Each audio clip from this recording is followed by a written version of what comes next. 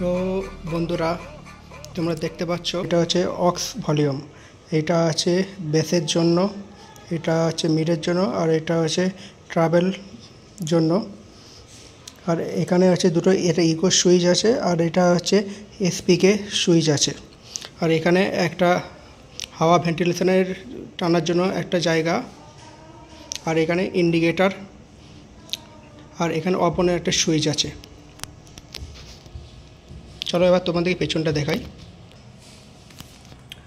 পেছনে আছে line out, ox আর মাইকের অপশান।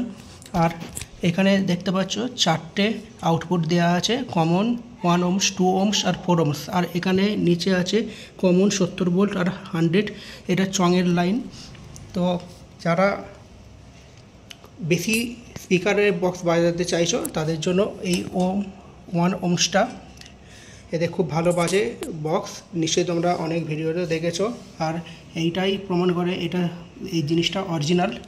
তো এরপরে আমি তোমাদেরকে এর টেস্টিংয়ের ভিডিও দেবো।